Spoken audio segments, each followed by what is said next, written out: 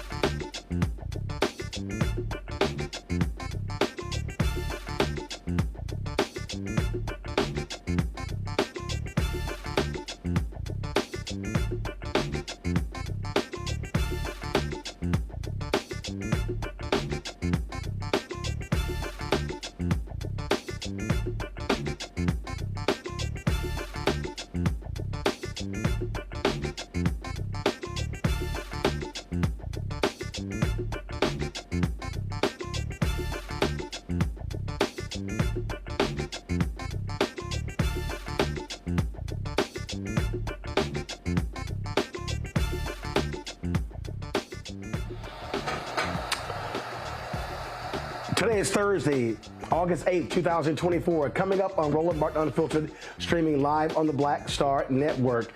Vice President Kamala Harris, Minnesota Governor Tim Walz, they remain in Detroit today for a rally with the United Auto Workers. And while they were doing that, oh my God, Donald Trump was whining and complaining about crowd sizes. And I had bigger crowd sizes than anybody in history, including Reverend Dr. Martin Luther King Jr. Wait till we show you this fool. Also, the Wisconsin DA has charged 4 hotel workers with felony murder in connection with the death of a black man they pinned to the ground. Will be joined by attorney Ben Crump. Also, the black Texas teen who got suspended last year for his locked hairstyles lost his as part of a discrimination lawsuit dismissed by a federal judge. We'll tell you about that as well, and be joined by his attorney. Also, Trump surrogate Republican Byron Donalds literally goes on ABC and defends Trump's attacks, questioning Kamala Harris being black. I got a few words for his ass. Also on the show, Congresswoman Cori Bush has lost her re-election bid after AIPAC dumped $9 million into her campaign. Plus, National Urban League honored Master P. I sat down and talked with him at the convention as well. Y'all, lots to break down. It's time to bring the funk on Roland Martin Unfiltered on the Black Star Network. Let's go. He's got it. Whatever the miss, he's on it. Whatever it is, he's got the scoop, the fact, the find. And when it breaks, he's right on time and it's rolling. Best believe he's knowing. Putting it down from sports to news to politics. With entertainment just for kicks, he's rolling. It's on go, roll, y'all. It's Roland Martin, rolling with Roland now. He's funk, he's fresh, he's real, the best, you know he's Roland Martin now.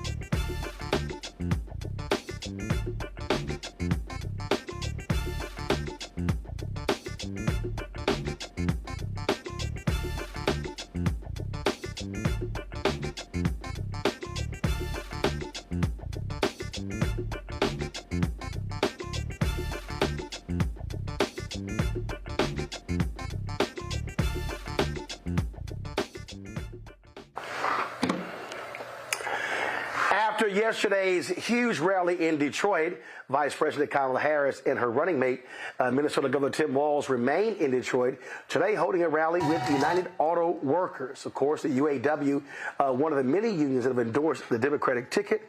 They stopped by the UAW Workers Union Hall in Wayne County. And again, they spoke to about 100 workers there at Local 900 Hall, which represents Ford's Michigan Assembly Plant. Both of them talked about the value and the importance of unions. Think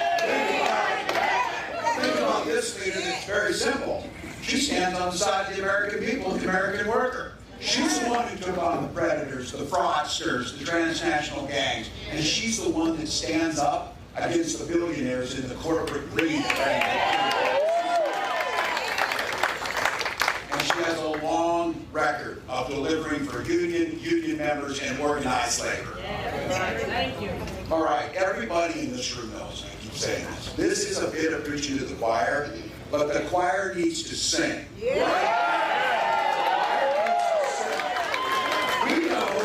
know the unions built the middle class. The rest of America has to. You know who doesn't believe that? Donald Trump. He sees the world entirely differently. And it really starts with this. When I look at community and neighbors and unions, and the word that Sean said, unity.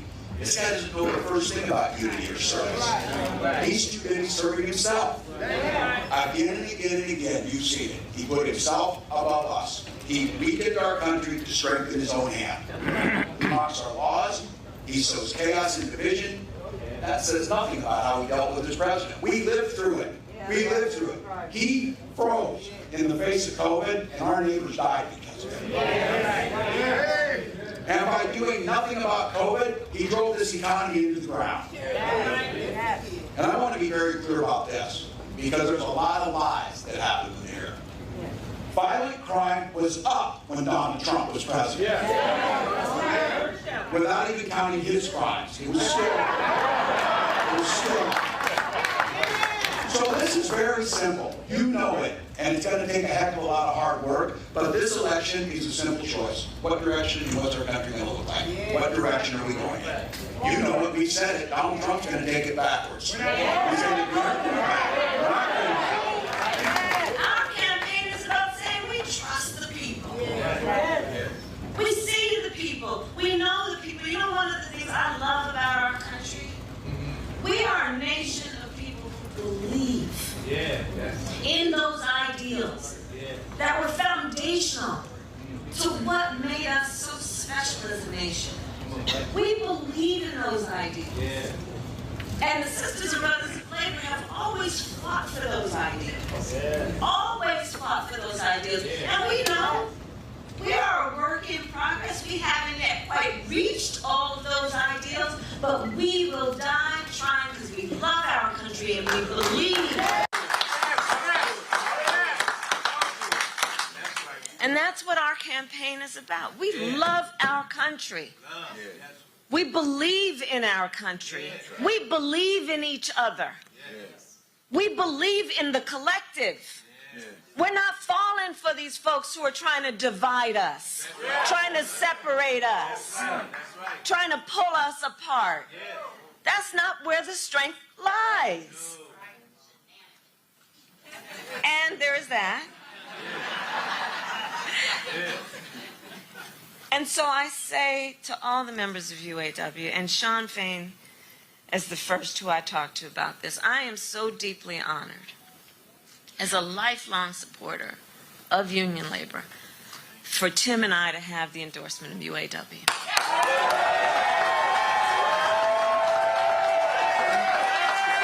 So deeply honored. Because you walk your walk. You walk your walk. And what we know, like we have talked about, we got 89 days to get this done. You know, the one thing about all of us is we like hard work. Hard work is good work. Hard work is good work. The thing that we like about hard work is we have fun doing hard work. Because we know what we stand for. And that's a big part of this campaign. You know, when you know what you stand for, you know what to fight for.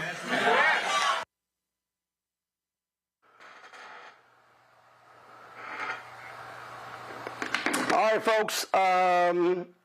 Look, unions are going to play a crucial role in this campaign. Donald Trump has spent lots of time attacking the UAW, attacking them as much as he can.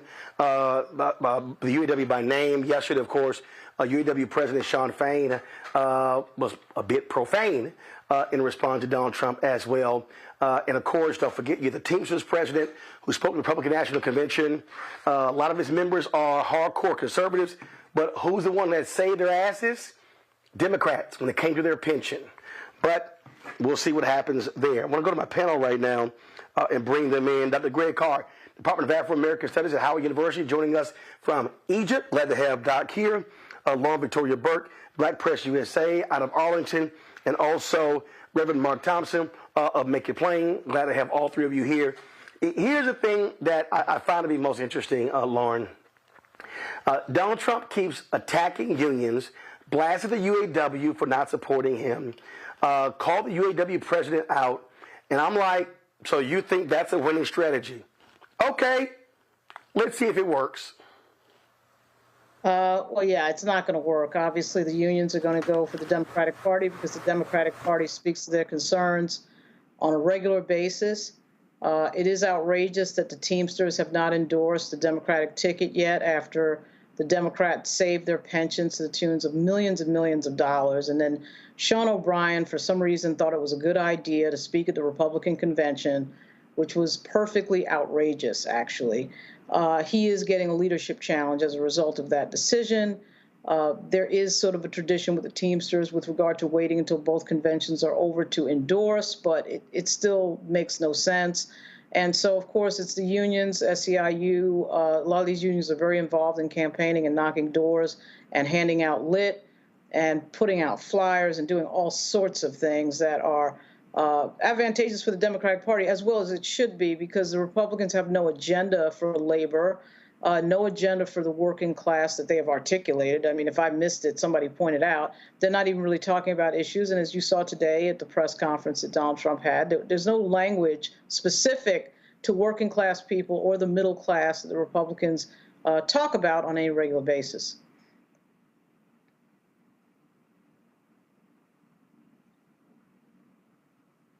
So the other day, Mark, I saw this conversation Katie Couric had, and she made some comments about how she's just surprised how Democrats are losing the working class. And I had actually sent her, posted a couple of tweets. I'm like, no, Katie, Democrats are not losing the working class. You should be specific. It's the white working class. I lay this out in my book, White Fear. What we have to understand is these white union workers, okay, many of them falling for Donald Trump's nonsense. You saw what happened in Ohio. He beat Hillary Clinton by 450,000 votes. You got these trade workers and others. And the reality is Biden, Harris, and Democrats saved the Teamsters' ass. But the reason you had the Teamsters president there, because he knows, regardless of all of that, a lot of his workers, they're going to vote Republican. This is a perfect example of white union workers voting against their own interest. And first of all, thanks for having me. Great. All right. Also, this is the handiwork of Reagan. This began under Reagan, when you had many of the unions and Democratic coalition flip over. You know, some people still get off on some type of strength that they see from white men. White men do, as a matter of fact. So that's what we're up against. We're up against this thing of white men. I have every confidence. Of course, Kamala Harris is going to win African Americans. She's going to win Latinos and Latinas. She probably will win white women because of the reversal of Roe, because of the way they voted since the reversal of Roe, because the white women are aware of the mistake they made in 2016. But it's the white men that are problematic. Biden had begun to move college-educated white men, not non-college-educated white men. That's the demographic that Trump kind of has sewn up. But what is going on now, and I think it's going to be challenging even for organizations like the Teamsters to continue to function in the way they are. Tim Walz, somebody said it this morning, I don't remember who it was, but they said it better than me, so I'm stealing this from somebody, I apologize. When I get your name straight, I'll give you credit. Tim Walz is what J.D. Vance would like to pretend to be. He's a real one, all right? He's a regular schmegular white dude that comes from the working class, that comes from Nebraska, all right? So those guys are looking, so wait a minute now, this regular dude like us is in this, and he has all the enthusiasm. He is Coach Walz. If she can cut in, if the rest of the coalition holds, labor, white women, people of color, if it holds, I think if she can get still 1 to 2% of college-educated white men from Trump, she can pull it off. They'll need a whole lot. Trump's ceiling is 47%. But you're right. They voted against their own interests. I know what Bishop Barber has always tried to do is work against that and try to organize people and mobilize people to act more in their own best interests. But that's the challenge. Racism and white supremacy prevails. And as Dr. Wilson told us, until we acknowledge that, we will continue to have the same problems. Well, Greg, listen, in that nonsensical news conference, Donald Trump just talked about how we're way up when it comes to white men, and he was signaling to them. And the fact of the matter is, these white men are aggrieved. These white men are angry because they have been in control running America, and they don't like the fact that they now are going to have to share this. And so the real question for Harris Walz, are these white women going to do what they did when they voted 53% for Trump in 2016? It was a little higher in 2020. Will the Dobbs decision cause these white women to realize you are going to be screwed? Keep voting like your husbands. Well, that is a fundamental question, isn't it, Roland? Your whiteness or your life? We know that whiteness, being an unstable, irrational concept, cannot be trusted upon to act rationally or to be predictable. So, and I agree wholeheartedly with Mark. This is really going to be a game of inches, just like most presidential elections are. And by the way, check your voter registration. Check your voter registration. Check your voter registration, because if it's going to be close enough to steal, we all know what will happen. Michigan, of course, and this is a great example again of what we face. These working class women and men. The UAW, a third of its million members are in Michigan. Picking Tim Walz goes a long way towards sending a signal to some of those folks. And if you can shave off enough of those white working class folk who are more concerned about their pension and about Social Security and about stability for their family after having worked many years in factories and worked many years in jobs that have seen the protections that they have worked so hard to earn attacked, if they can be convinced to vote for their class interests, then you'll see something that will benefit the Harris ticket. Michigan has been very interesting this last couple of days. We saw, of course, with the uncommitted national movement meeting with the Harris Walz ticket, and then continue to protest nevertheless at the rally that followed. And of course, the thing that has gone viral, the vice president kind of giving them the look, and we've all known that look. The pushback for folk who have said, well, you don't want us to be critical on Palestine. You don't want us to be critical on what's going on in Israel. Well, the pushback is we've got to get in office in order to change foreign policy, and we are committed to doing that. Well, finally, we're going to see that same tool used to talk about white identity politics that can be used for progressive causes. White men for Trump and all, Trump, white men for Harris and all these things. They erode that notion that somehow your race must somehow inform your politics in a way that will move against your class interests. So I think that all in all, today's conversation that we saw there with the UAW is a positive thing, because it could erode some of that assumption that just because you're white working class, you don't have to vote for white nationalism. I do want to pick up on that particular point Greg just made there, Mark, because it's got lots of conversation when Vice President Harris, when she clapped back, if you will, on some of the protesters yesterday. I was watching it live, and the moment it happened, when I saw she was giving the speech and she was trying to make a point, I said, oh, they're protesters, the people who are screaming in the audience. And then you heard her respond in terms of, hey, y'all relax, democracy, things along those lines. And so we heard that. Then all of a sudden, we also then begin to see where she was like, okay, like, all right.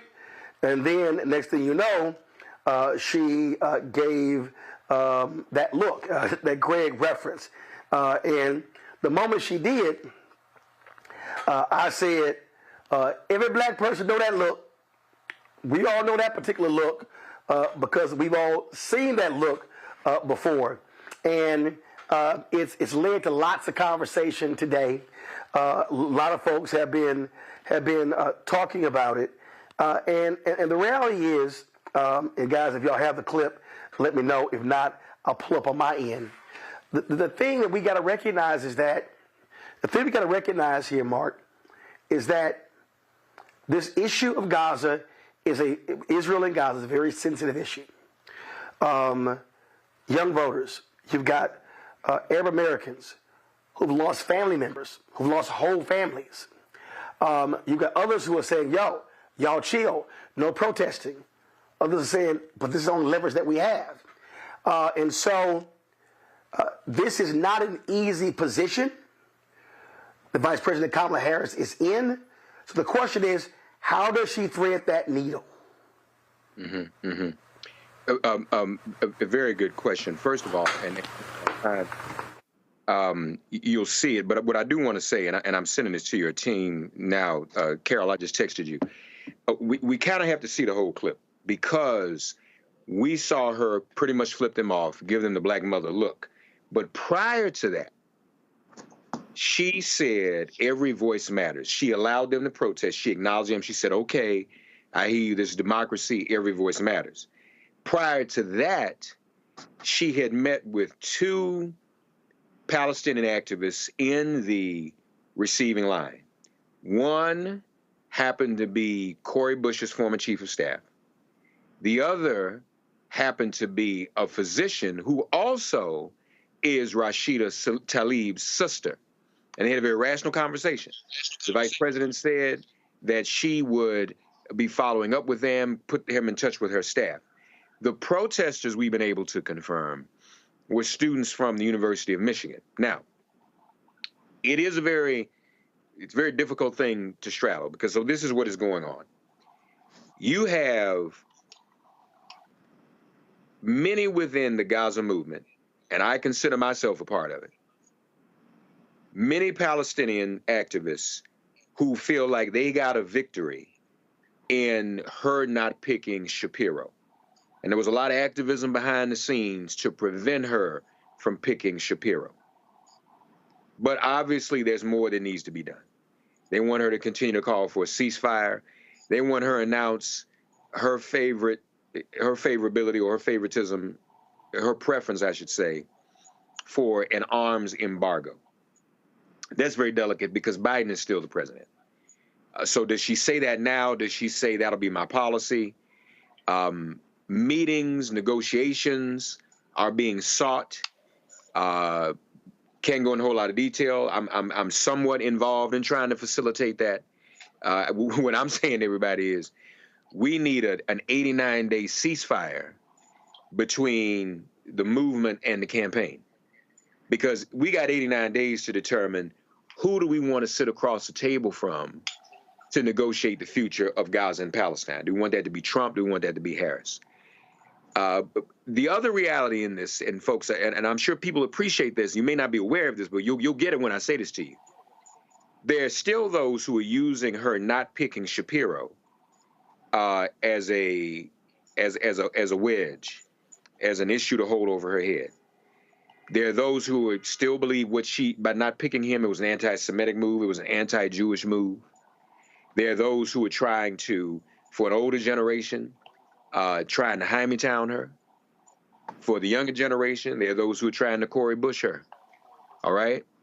So it's a very delicate balance.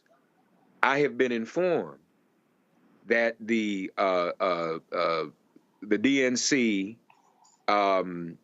would like to have some of the families of hostages speak at the convention. Palestinians are saying, well, why not have some Palestinians speak as well? So all of these things are being discussed behind the scenes. There is a lot of tension as a result of it. And so it's going to be difficult to try to get this done in the way that we need to, in the time that we need to. Roland, I'm sure you have a follow-up. We may have the clip, but if you can't answer now, I just have a question for you because I came in at the end. The speech she was giving at UAW, it looked like she was no longer on the prompter. That was her speaking extemporaneously. Am I right about that?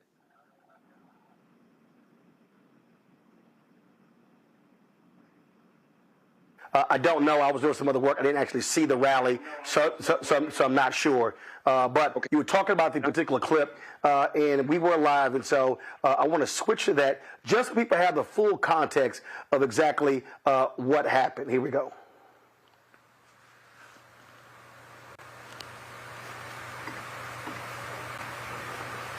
Take our nation backward. And look, as we move our nation forward, Donald Trump intends to take our nation backward. Just look at his Project 2025 agenda. Project 2025.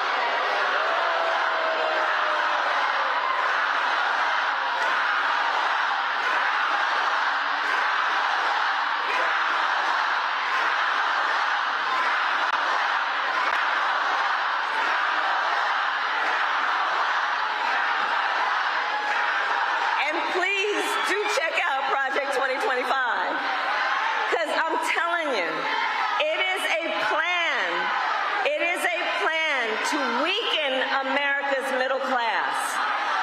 Project 2025, if he is elected.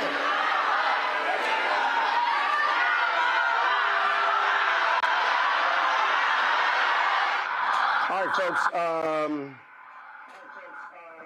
Do this here. So, control room, play it from your end because I'm having an issue with mine.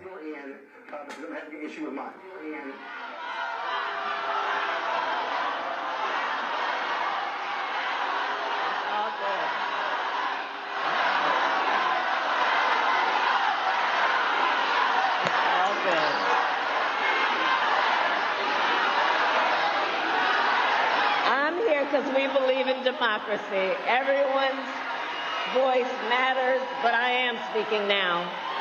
I am speaking now.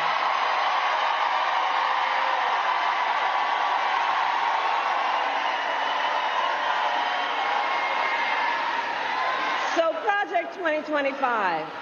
Look, if he is elected, Donald Trump intends to give tax breaks to billionaires and big corporations. He intends to cut Social Security and Medicare. He intends to surrender our fight against the climate crisis, and he intends to end the Affordable Care Act. You know what? If you want Donald Trump to win, then say that, otherwise I'm speaking.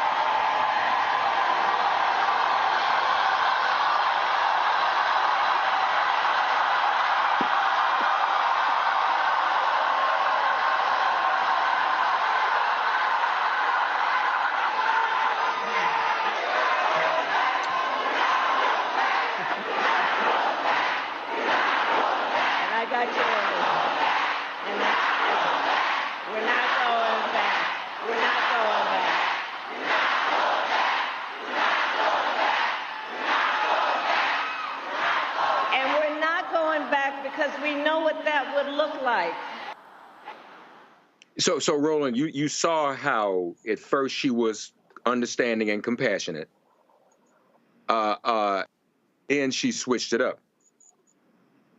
She was understanding. That was a stare down right there, y'all. That again, you saw how she held that stare, and then when she dropped that head, she's like, right. I'm looking at your ass. So, and listen, that's one of those things that listen, you give folks room, you give them respect. But when they kept going, Black Kamala, the sister, became real evident real fast. And, you know, it was interesting that you have some reporters and others who've been critical.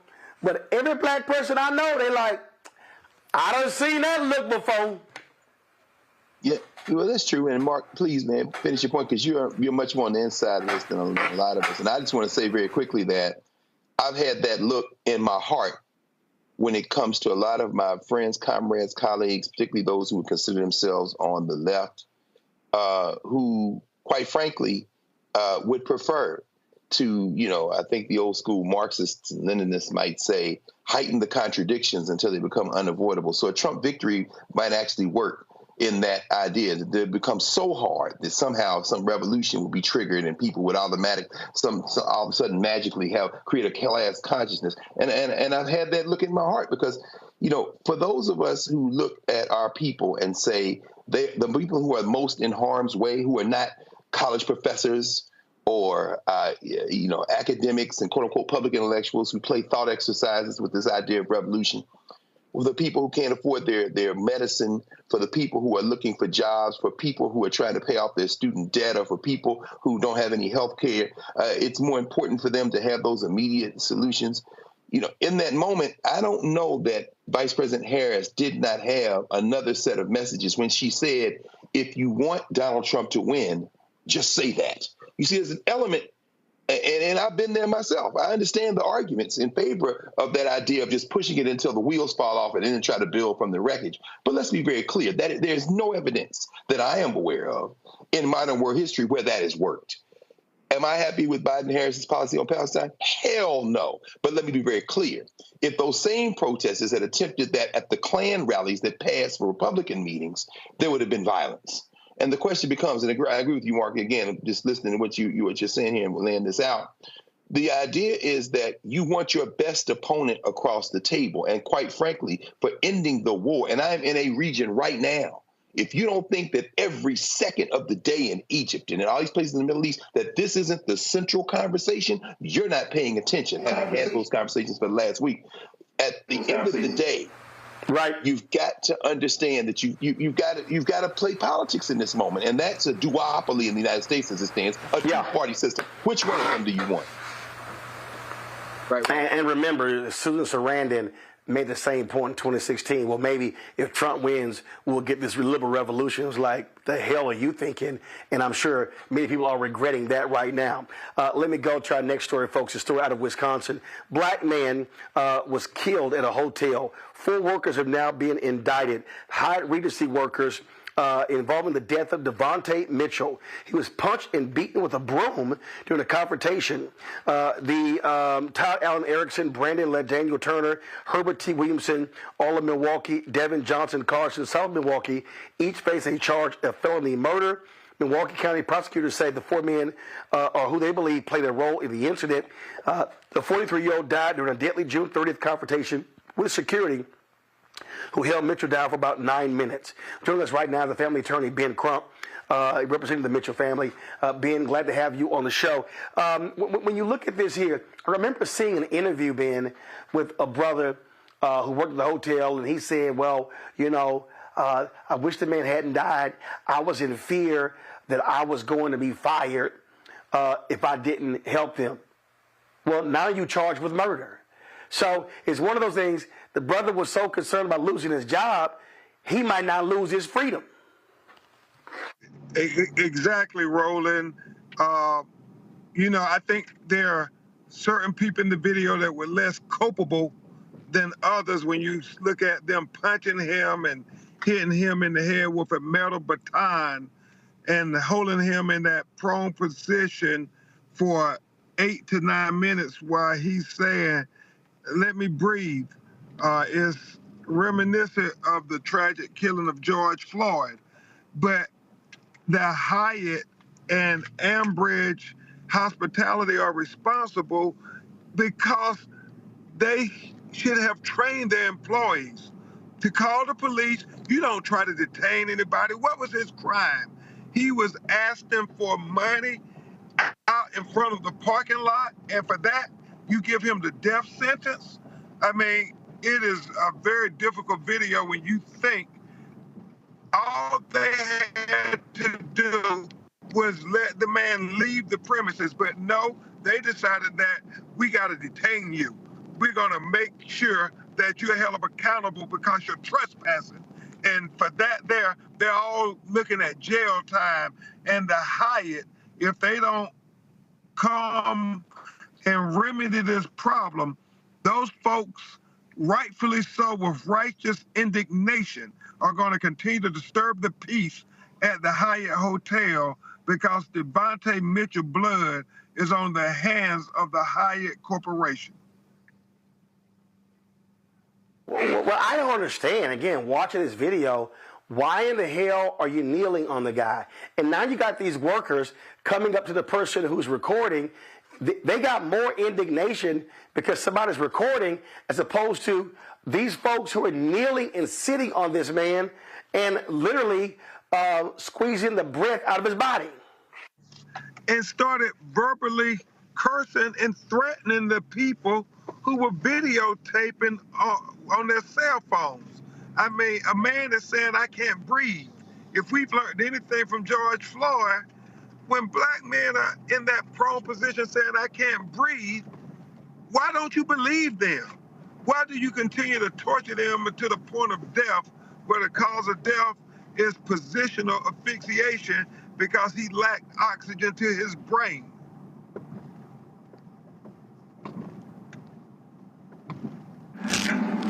It's beyond sad watching this video, and again, for the individuals who are involved, they now are facing murder charges.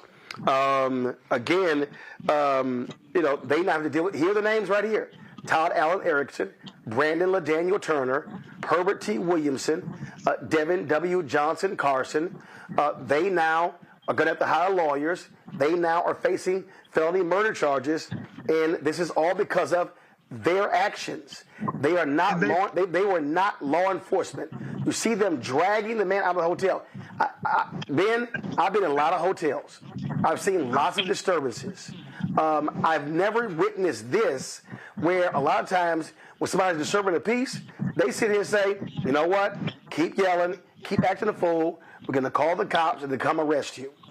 That's how it's handled.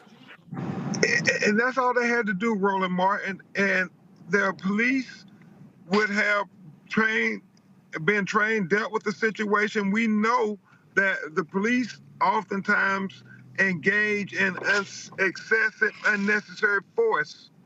However, you're a private citizen. What thinks you have the right? I mean, you see how they're punching him, Roland? I mean, these guys are going way beyond the pale. I mean, you are a front desk attendant. You are a bailman. Why are you getting involved? You say, oh, well, my manager told me I had to grab him. You tell the manager, that ain't my job description. In fact, the Hyatt has fired everybody because they said they trained them to call 911. You don't try to detain a person. And it just, I don't know, Roland, Martin, to you and Mark and everybody on the panel, Doc. I mean, how many times black people got to say, I can't breathe before America starts to believe us? The fact that here we are tomorrow, the 10-year anniversary of Ferguson, and we're talking about, with Governor Walz, the George Floyd case again, about the reaction and the emotions of black people watching us needlessly and senselessly being killed because people don't have the consideration to offer us humanity when we say we can't breathe, when we are in our own homes like Sonia Massey saying that I rebuke you in the name of Jesus. You use unnecessary, unjustifiable, and senseless force to kill us. And right now, we're at the crossroads, and everybody, Devontae Mitchell, blood is on the hands on these ballots. Sonia Massey, blood is on these ballots. Tyree Nichols, blood is on these ballots. We have to vote like our children's lives matter, because in many instances, they do.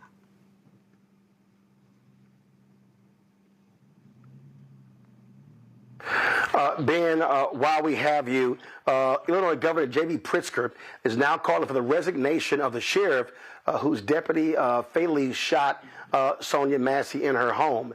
Pritzker says that Republican Sheriff Jack Campbell should step down because the sheriff has failed. Of course, this follows former Deputy Sean Grayson, who's now facing 3 counts of first-degree murder, aggravated battery with a firearm, and official misconduct for the July 16th shooting. The sheriff called the resignation request, quote, a political maneuvering during a tragic event. Your thoughts? Well, it's hard to argue against Governor Pritzker when you think about this guy had 6 jobs and with different law enforcement agencies in 4 years, and the fact that it's pretty evident now that this sheriff did no background check or anything is as if he was doing a favor for one of his captains or supervisors who the shooter of Sonia Massey was engaged to his daughter. So when you skirt the rules and you hire substandard, subpar officers who, when you listen to the audio from the Logan County Sheriff's Department, when they said, you've been here 7 months, we don't even know how you still have a job. That's how derelict they felt he was, but yet you bring him in and you cut corners, and then he shoots Sonia Massey in her for no apparent reason. Then I believe the governor is not out of line when he says you have to resign because you failed at your job to hire law enforcement that was appropriate to do the job. And so, Roland, I mean, they talk about affirmative action. The affirmative act here was for the white guy to get a job that clearly he should not have gotten. Indeed, indeed. Attorney Ben Crump, we appreciate you joining the show. Thank you so very much, my brother. Thank you so much, Roland. Love you, brother. All right, folks, going to go to a quick break. We come back. Donald Trump held a news conference today. Sounded like an absolute damn fool. Or wait till we play for you how he said, my crowds are bigger than Dr. King. I'll be right back.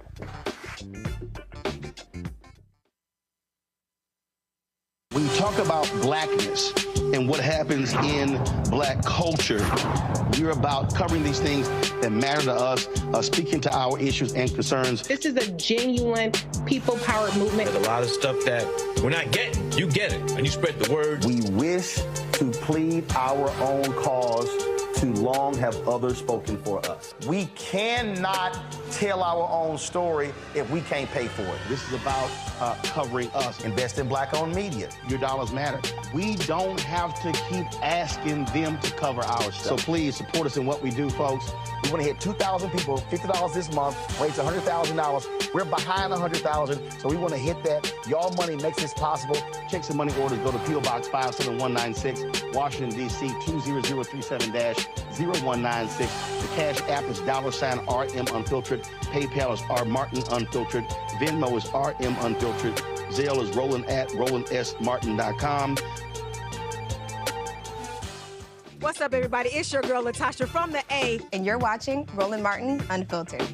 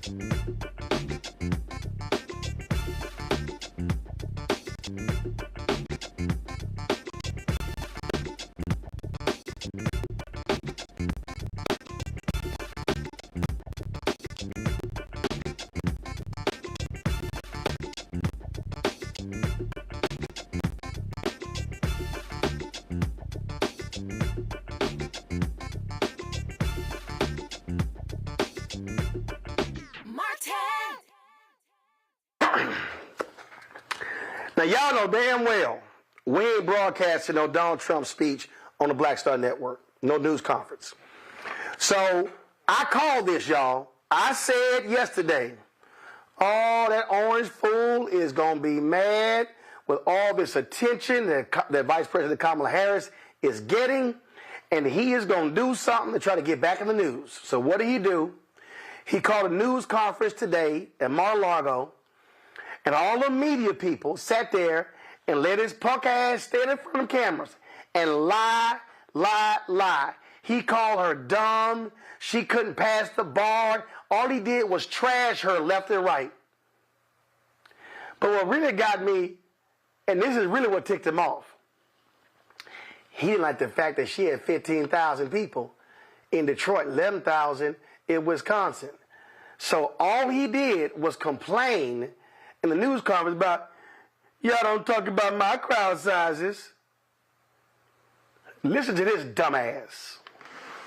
I had 107,000 people in New Jersey. You didn't report it. I'm so glad you asked.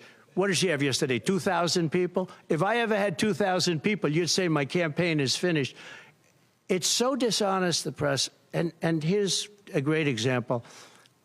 I had in Michigan recently 25,000 people, and 25,000 people we just couldn't get them in. We had in Harrisburg 25,000 people, and 20,000 people couldn't get in. We had so many. Nobody ever mentions that. When she gets 1,500 people, and I saw it yesterday on ABC, where they said, oh, the crowd was so big. I have 10 times, 20 times, 30 times the crowd size. And no, they never say the crowd was big. That's why I'm always saying turn around the cameras.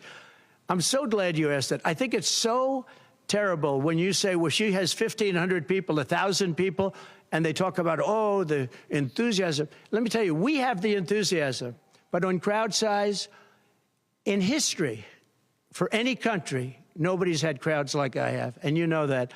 And when she gets 1,000 people and everybody starts jumping, you know that if I had 1,000 people would say, that's the end of his campaign. I have hundreds of thousands of people. In South Carolina, I had 88,000 people. In Alabama, I had 68,000 people. Nobody says about crowd size with me. But she has 1,000 people or 1,500 people, and they say, oh, the enthusiasm's back. No. The enthusiasm is with me and the Republican Party. The people that, if you look at January 6th, which a lot of people aren't talking about very much, I think those people were treated very harshly when you compare them to other things that took place in this country where a lot of people were killed. Nobody was killed on January 6th. But I think that the people of January 6th were treated very unfairly. And they were there to complain, not through me. They were there to complain about an election. And, you know, it's very interesting. The biggest crowd I've ever spoken to, and I said peacefully and patriotically, which nobody wants to say, but I said peacefully and patriotically. The biggest crowd I've ever spoken to, and you've seen, Maggie, I was at the mall. I was at the Washington Monument. I was at the whole thing. I had crowds. I don't know who's ever had a bigger crowd than I have, but I had it many times. The biggest crowd I've ever spoken before was that day. And I'll tell you, it's very hard to find a picture of that crowd. You see the picture of a small number of people relatively going to the Capitol, but you never see the picture of the crowd. The biggest crowd I've ever spoken, I've spoken to the biggest crowds. Nobody's spoken to crowds bigger than me. If you look at Martin Luther King, when he did his speech, his great speech, and you look at ours, same real estate, same everything, same number of people, if not, we had more. And they said he had 1 million people, but I had 25,000 people. But when you look at the exact same picture, and everything's the same because it was the fountains, the whole thing, all the way back to from Lincoln to Washington, and you look at it, and you look at the picture of his crowd, my crowd, we actually had more people. They said I had 25,000, and he had 1 million people. And I'm okay with it because I liked Dr. Martin Luther King.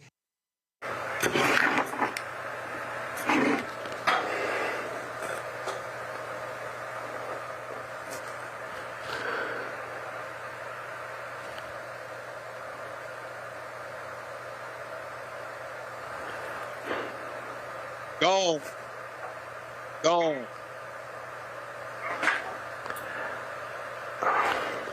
don't even know what to say. Nothing you can say. First of all, that's clinical. If y'all want to know how dumb this man is, it was 250,000 at the March on Washington for Jobs and Freedom. Ain't nobody ever said it was 1 million. That's the crowd. Now, everybody and their mama know that was not his January 6th crowd. If y'all could find a photo, let me know. In fact, Bernice King had to weigh in. She went absolutely not true. I really wish that people would stop using my father to support fallacy. What you're dealing with here, Mark, is an absolute narcissistic, lying, idiotic, attention whore who is so mad that she's getting the attention that you literally come out and whine over it. That was only 2 clips. He kept going, cause y'all, I got big crowds. Ain't nobody got big crowds than me. Now, when you say something that dumb, I immediately thought about this. Come on, go full screen.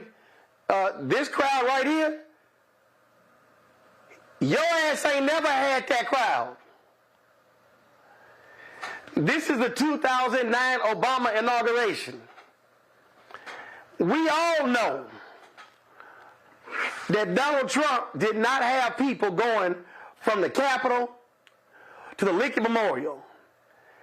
And here's the thing, Mark, them punk-ass reporters who love to kiss his ass didn't challenge him, didn't say, why you lying? Because they want that freak show back in the Oval Office. Yeah. Yeah, and to be clear, his base is white men. So he's pushing all those buttons. Martin Luther King, Kamala's dumb, she's not really black. All of that is to inflame and stoke a reaction from them. Let's be clear. That's his base. That's what he's counting on. They have to come out for him to win. If 1 or 2% of them stays home, cooked. All right? And they like that. They like that. You go into the lowest common denominator. That's why he's messed up by Walz. Walz is, as I said, a regular old white dude. Just regular. Right? Don't even have no money. All right? So that is like short-circuiting white men. Wait a minute, you saying this stuff. But then this dude is over here saying something else. And he's just like us. Matter of fact, he's more like us than you, because you a fake billionaire. Greg, I said earlier, you heard me invoke Dr. Welson's name, and I was invoking in another context. But I mean, Donald Trump is clinical. And I'm gonna be honest with y'all. I'm glad Kamala's in it. I'm glad Kamala's in it. I'm thankful for the sister. She's going to be all right. But, you know, I think all of us, we're a little uncomfortable. Nobody wants to get taken out like the way Joe Biden was. Lauren, we wouldn't want people to do that to us. And so think about this. No. Took Joe all the way out. Just dogged him. You got to go. Nancy and Obama, yeah, I said Obama, they were involved in it. Take him out. Just because the man, he's elderly, he's slowing down, the stutter's getting a little worse in old age. Look at this dude. The editorial said Biden needs to drop out. Why isn't somebody saying that this man, who is so unhinged and just making up stuff, he clearly is either dealing with senility or another disease that he's been accused of having that y'all can Google. I'm not going to say it out loud because I don't want Roland to get mad at me. It's in the tertiary stage, but he got something going on in his head. Unwell, seriously unwell. Or is it easy? But here's the deal, Lauren. The only reason the New York Times said Trump should not run is because they got their asses kicked in a Biden editorial. The reality is, this man is nuts. He's deranged. He's off his rocker. And they sit here and ask him questions. In fact, think about it. That news conference today, they were more calm, more serene than any White House news conference with Karine Jean-Pierre. They want this nutcase and all of his daily crazy because he makes the White House exciting. They were complaining, damn, Biden, he's so boring. That's the real deal here. Yeah, and Aaron, the Aaron Blake story post today was another example of how completely crazy this is. Aaron Blake was writing about, and Jake Tapper mentioned it inexplicably as well, Tim Walz's reference to the couch and J.D. Vance and how off color that was. Well, isn't that interesting, right? We've been sitting here listening to Donald Trump lie to the entire nation now for 8 years. And it started with the birthplace of the first black president of the United States, all of which was a complete lie. And then the media covers Donald Trump today live. I think everyone covered him live, I think except CNN. I can't remember, but everyone covers this thing live, knowing full well that he's going to lie because he always lies. And Donald Trump is very good at knowing and understanding that he is going to be platformed, he's going to be shown live without much challenge. So he just lies because what he's doing is he's using these media platforms to have these lies be broadcast to millions and millions of people. And as long as they allow him to do that without protecting the truth, which should be the first job of journalism, he's going to do it. So of course he calls a press conference and says a bunch of nonsense, which is what he's been doing now for almost 10 years. And everybody in the media stands there and acts as if this is just the normal standard order of business because they're making off of it. As long as he makes money, they'll continue to do it. But I do think that the vice president is getting very close to challenging that mantle, which is why Donald Trump has been ignored for about 18 days. In fact, probably for the first time in about 7 years, certainly since 2016. So, we haven't had a break from Donald Trump in the media now for a really long time, except for right after July 21, when on the day that Joe Biden dropped out, obviously all the attention swung to the vice president. And the vice president's staff and now Tim Walz have been out really supplying everybody with a lot of content that's very exciting. And as you can see, Donald Trump is melting down because he can see crowds, he can see the numbers. I mean, what absolutely kills them is that money piece. And the money piece is now getting into the $300 and $400 million range.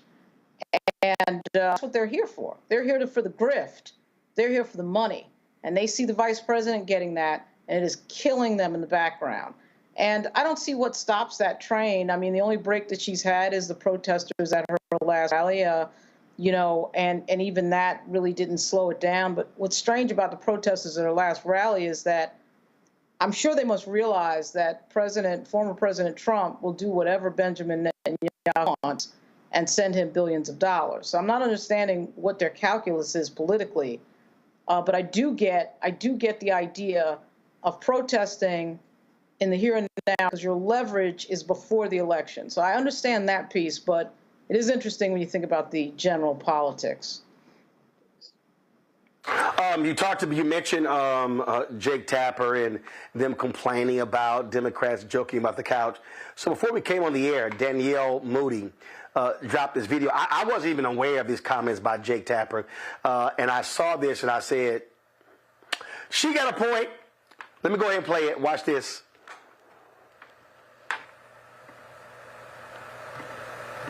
Governor Walz's joke about J.D. Vance getting off of the couch is gross and a horrible smear, and he's revolted. And he's asking questions about what happened to our slogan of when they go low, we go high.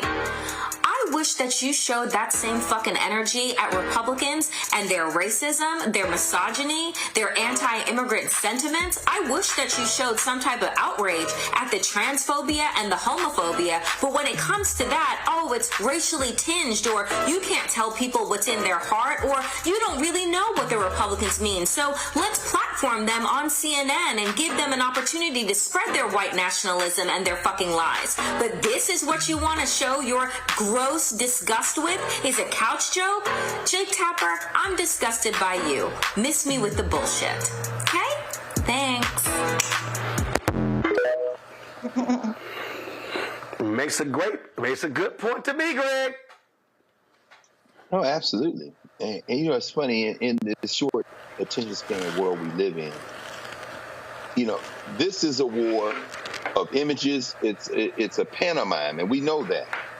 Donald Trump, as you said, Lauren, this has been the longest season out of controlling a news cycle and being the center of spectacle in a very long time. And as far as commercial entertainment, quote unquote, news media is concerned, of course they want a competitive race and they would like to see Donald Trump win. Well, that got short-circuited when Joe Biden crossed over the Democratic Party, who put all the knives in his back by endorsing Kamala Harris in the same breath as leading the campaign.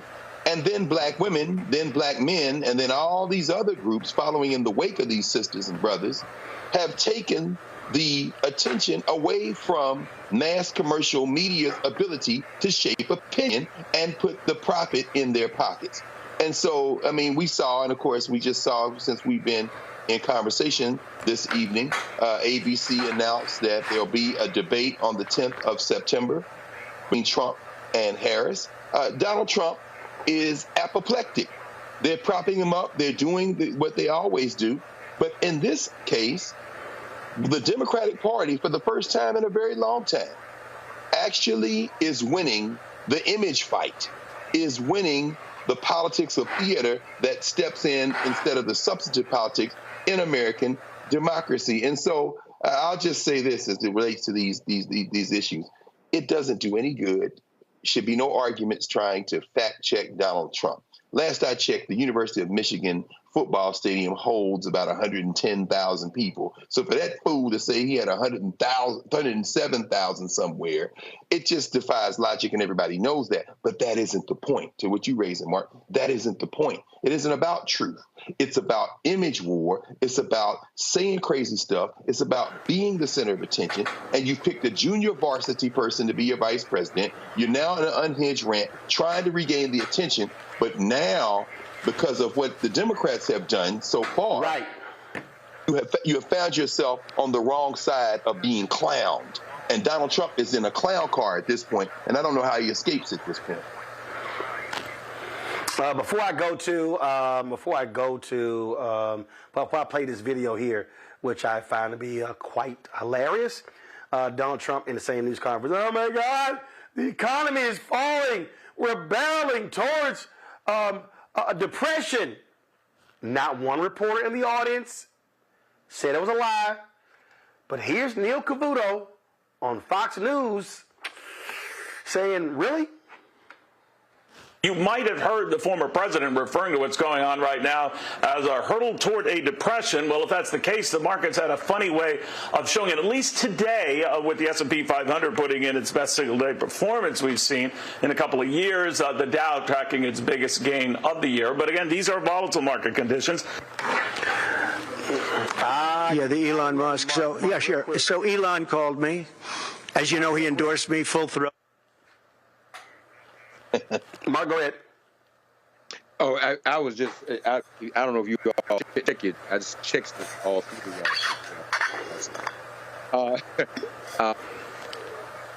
Greg's right. This, and I want to quickly say, hey, Mark, your audio is breaking up. You're hearing like every fourth word, so let's actually just try to get the audio fixed. Not sure what's going on there, but go ahead and talk now. Let's see if we can hear you. Is this better? Am I coming through clearer now? Now go ahead. Now you go. Now you go. Go ahead. Okay. It's definitely great. It's definitely about image. It's also about appealing to that base. I just sent you all a text. I'm not going to talk about it on air, but it might be an explanation as to his behavior. And that's been out there for a few years. There are even more recent articles on this subject. But he's desperate. He has no plan. He's really not even having any events. No events. Roland, you and I have been talking offline with others about the street media demanding Kamala sit down and do interviews, which I don't know if that's a subject you want to get into, because that's like, okay, but why are you making demands of her and not scrutinizing his campaign more? Listen. First of all, the reason I'm not getting into that is because that's a right-wing talking point. J.D. Vance has been driving it and then hoping the media picked it up. I saw a piece in the Daily Beast. So they want to make this a thing. I don't give a damn, okay? So I'm not following their lead. I understand politically why she's not doing interviews. And so guess what? You run your campaign. So listen, the New York Times has been whining they never got a sit-down interview with President Joe Biden. They whine about other things. I don't really care what they think. And so what we're dealing with here is we are dealing with, they are desperate and they're angry. But here's the deal. He doesn't need to do any events because his base, they're not going anywhere. And guess what? Republicans are falling in line. So everybody who's watching, understand, the election is not over. Not one vote has been cast yet.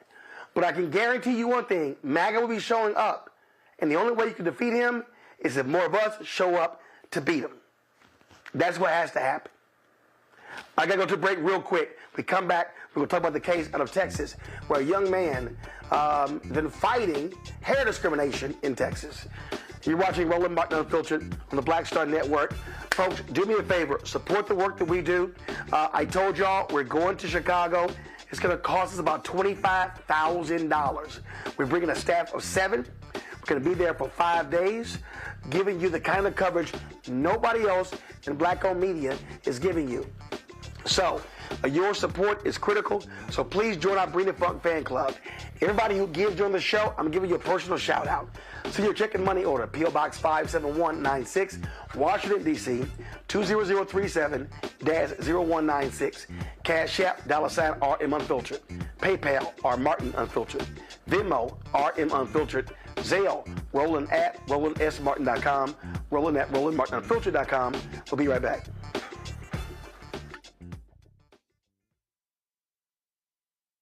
Next on the Black Table with me, Greg Carr. Democracy in the United States is under siege. On this list of bad actors, it's easy to point out the Donald Trumps, the Marjorie Taylor Greens, or even the United States Supreme Court as the primary villains. But as David Pepper, author, scholar, and former politician himself says, there's another factor that trumps them all and resides much closer to many of our homes. His book is Laboratories of Autocracy, a wake-up call from behind the lines.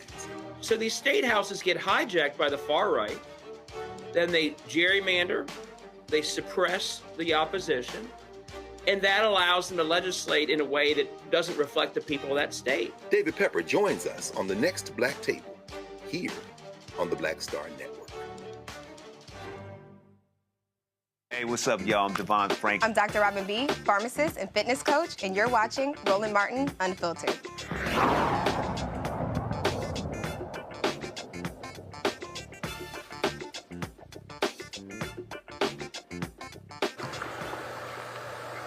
A Texas federal judge has dismissed most of the claims filed in a racial hair discrimination lawsuit by a Texas teen who has been battling the school district.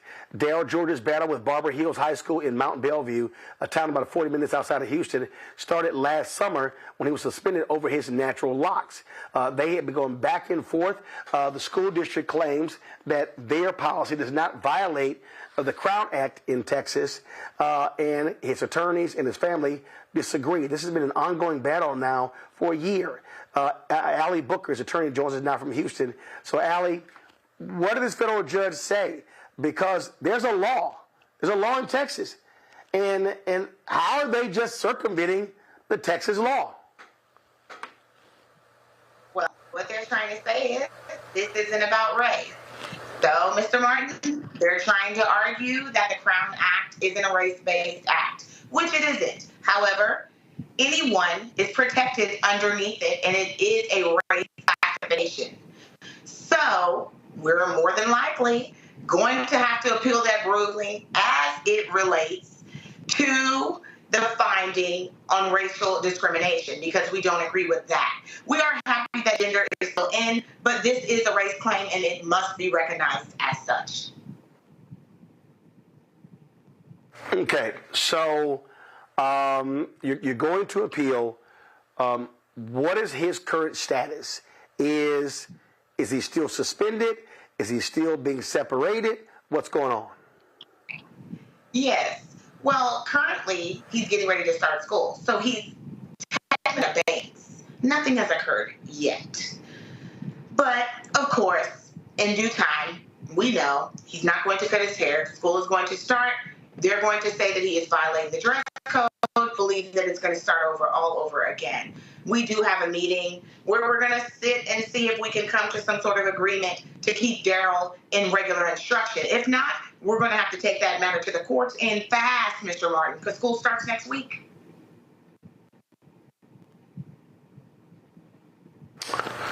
So school starts next week, and obviously they're not relenting.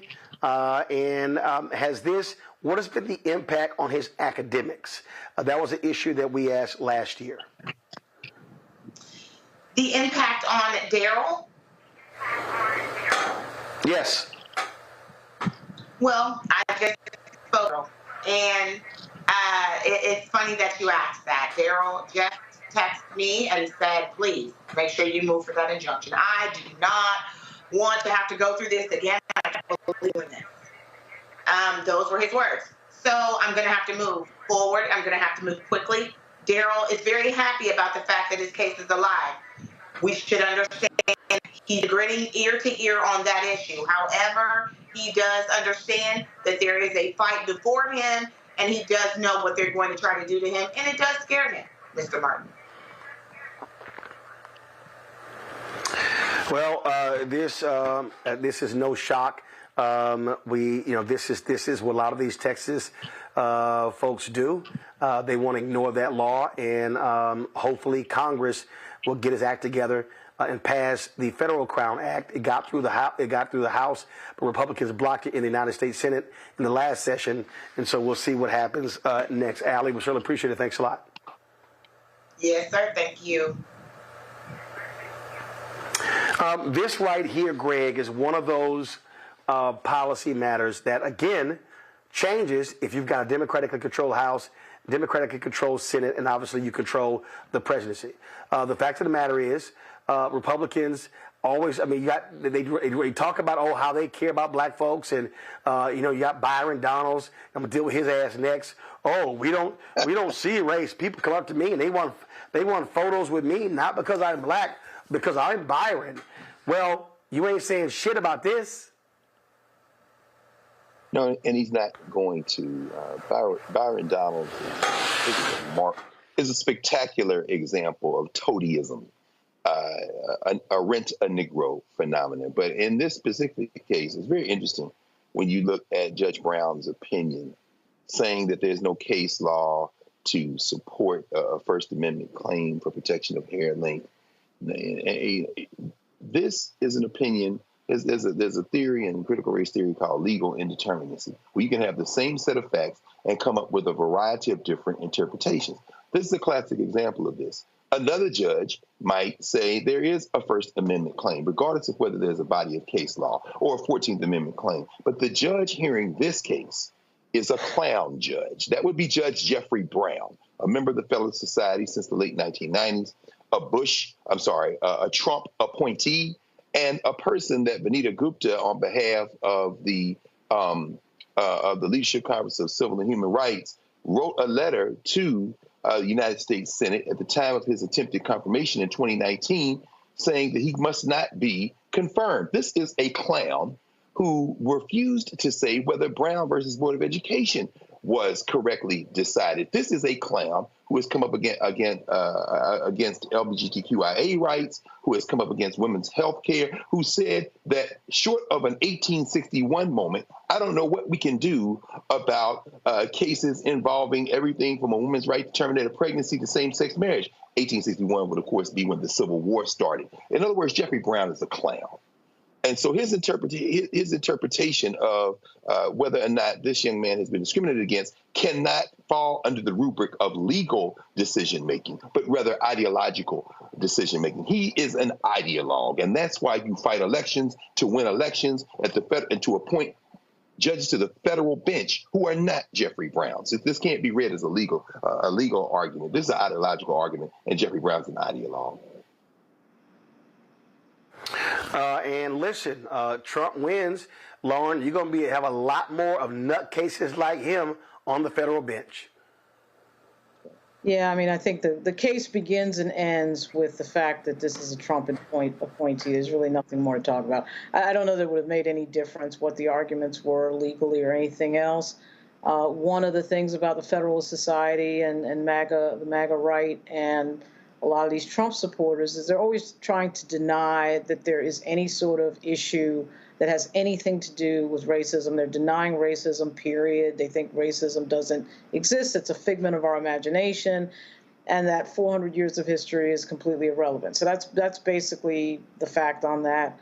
I think the Crown Act passed the House outside of this Congress, but it would be nice if the Democrats in the Senate run by Chuck Schumer would actually make this a priority, such that you tuck some of this language in a bigger bill.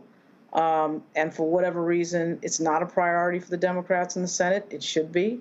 And I'm not sure why that's being held up or why that's a problem. But at any rate, anytime Joe Manchin wants something, that sure as hell is a priority that gets tucked into legislation. So it would seem to me that something as straightforward as the Crown Act could happen for the Democrats as well in the Senate. So at any rate, but this particular moment is brought to us by a Trump appointee. What a shock. Mark? No surprise here. And his statement about how, and I'm paraphrasing, sometimes bad things happen, but that doesn't make it against the law or make it unconstitutional. That is a hell of a statement to make when we're talking about, here it is, I want to get it exactly right. He wrote, not everything that is undesirable, annoying, or even harmful amounts to a violation of the law, much less a constitutional problem. But we have the Crown Act. And for him to be so dismissive, we're talking about a young man here. We know how fragile our young people are. So to leave him demoralized with no relief for the discrimination he's endured, it's 2024. Why are we tripping off a hair? Why can't people wear their hair the way that they want to wear their hair? That's what self-determination is. So Trump appointee, we know who he is. Again, folks, this is why elections matter. When nobody remembered in 2016 that presidents appoint judges, all right? I hope we get that now. And so this is why everything we do, some people say, well, you know, this doesn't really matter. It doesn't matter if I vote or not. It does. It always does. And this is a perfect example. Imagine if this was one of our children, your own child, who was told he could not wear his hair the way he chooses to wear it. Your own daughter, your own son. This is horrific. And we got to keep this young man prayed up. And we have to, as a community, let him know that we all support him. Otherwise, this could damage him for the rest of his life. That's right. Indeed, indeed. All right, y'all. So let me deal with this fool, Florida Congressman Byron Donalds. Sunday, he was on ABC This Week, and he was questioned by George Stephanopoulos about Donald Trump's attacks on Vice President Kamala Harris when he spoke to NABJ. I don't use, and let me just be real clear, I don't use words like coon, Uncle Tom, sellout, Oreo. I don't use any of those words. I don't like to use them against black people. I don't allow them on my timeline on social media. But when I sat here and watched this fool, Byron Donalds, embarrass himself, embarrass his family, embarrass his ancestors, and what got me the most is, how your ass gonna do this when your wife white? Your kids ain't no different than the Vice President Kamala Harris. Her mama's Indian, her daddy's Jamaican. Last I checked, he black. Now, let me be real clear. There are some white Jamaicans. I've met them. But her daddy black. And he sat his Bama ass on ABC and said, "This trash." Former President Trump questioning the Vice President's racial identity. Well, first, George, in Chicago, he was responding to a question from, I believe, Rachel Scott. Like, this is really a phony controversy. I don't really care. Most people don't.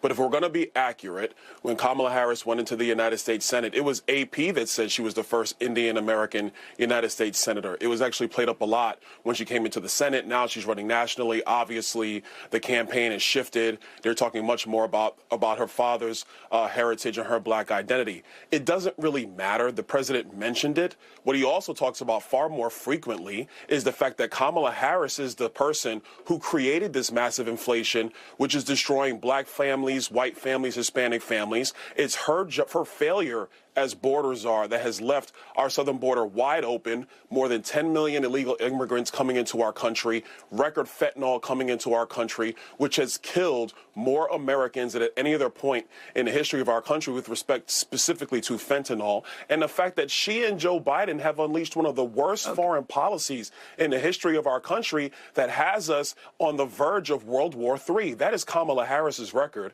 President Trump talks about that frequently, but yes, he did mention it in Chicago in response to a question from Rachel Scott. And you just repeated the slur again. If it doesn't matter, why do you all keep questioning her identity? She's always identified as a black woman. She is biracial. She has a Jamaican father and an Indian mother. She's always identified as both. Why are you questioning that? Well, George, first of all, this is something that's actually a conversation throughout social media right now. There were a lot of people who are trying to figure this out. But again, that's a side issue, not the main issue. The main issue. Sir, one second. You just did it. You just did it again. Of the United States. Why do you insist on questioning her racial identity? You want me to talk? I want you to answer my question. George, now that you're done yelling at me, let me answer. He talked about it on the stage yesterday in Atlanta for, 2 minutes? He spent more than 35, 40 minutes going after her record, talking about how radical of a senator that she was. She was the most liberal senator in the United States, in the United States Senate. That is a fact. He talked about the job that she did as vice president of the United States, a job, I will add, which has been a failure for the American people. I know you guys like to glom on to this that he talks about in jest or in a serious manner for about a minute or so, but what you do not cover is the litany of failures of Kamala Harris. That's what you're not covering, George. So questioning somebody's racial identity for a couple minutes is okay?